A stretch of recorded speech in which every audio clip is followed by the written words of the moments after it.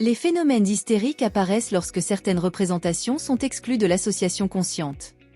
Cette idée, développée de manière progressive dans le chapitre 3 des études sur l'hystérie, constitue le fil directeur de ce texte. Elle annonce une conception du psychisme comme un système dynamique, dans lequel certaines représentations peuvent être maintenues hors de la conscience tout en continuant à produire des effets pathologiques. Le chapitre 3 occupe une position intermédiaire dans l'ouvrage. Après l'exposé théorique général du chapitre 1 et avant la réflexion méthodologique approfondie du chapitre 4, il joue un rôle de transition essentiel. Il permet aux auteurs de préciser les mécanismes psychiques à l'origine de l'hystérie, en particulier à travers l'analyse des états hypnoïdes, de la dissociation de la conscience et du rôle des représentations inconciliables. L'objectif de ce podcast est de présenter et d'expliquer de manière rigoureuse le contenu du chapitre 3, en s'appuyant exclusivement sur le texte du livre. Il s'agira de montrer comment Breuer et Freud approfondissent leur compréhension du fonctionnement psychique hystérique et préparent les développements thérapeutiques ultérieurs. Le chapitre 3 s'ouvre sur une analyse détaillée des états hypnoïdes, notion centrale dans la compréhension de l'hystérie selon Breuer et Freud. Les auteurs désignent par ce terme des états de conscience particuliers, distincts de la veille ordinaire, dans lesquels certaines représentations psychiques se forment et se développent de manière isolée. Ces états peuvent survenir spontanément, sans induction hypnotique volontaire.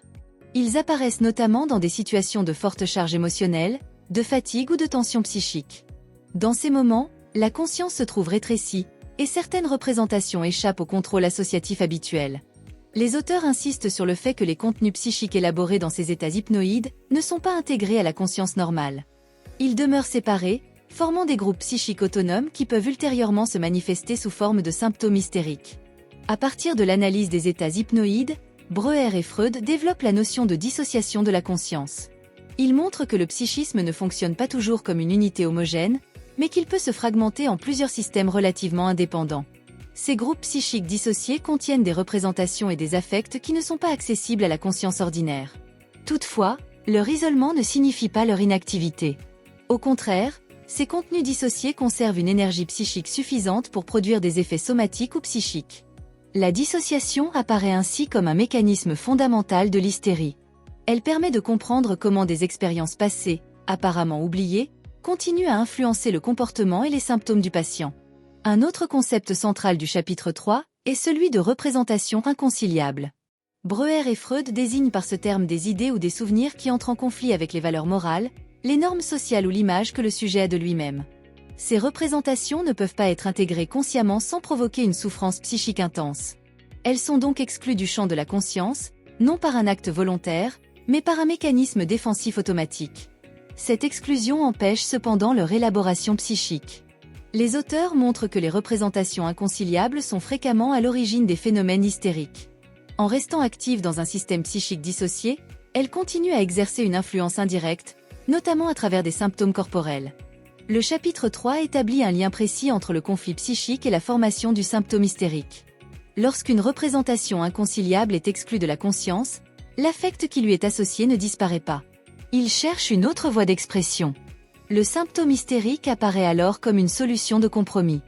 Il permet à l'affect refoulé de se manifester de manière détournée, tout en maintenant la représentation conflictuelle hors de la conscience. Cette conception confère au symptôme une signification psychique précise. Breuer et Freud soulignent que cette transformation de l'affect en symptôme n'est pas arbitraire. Elle obéit à une logique symbolique, liée à l'histoire personnelle du sujet et au contenu du conflit psychique. Les auteurs accordent une attention particulière à la relation entre mémoire et affect. Ils montrent que les souvenirs pathogènes se distinguent des souvenirs ordinaires par leur charge affective non liquidée. Tant que cette charge persiste, le souvenir conserve sa capacité pathogène. Dans l'hystérie, la mémoire ne fonctionne donc pas comme un simple enregistrement du passé.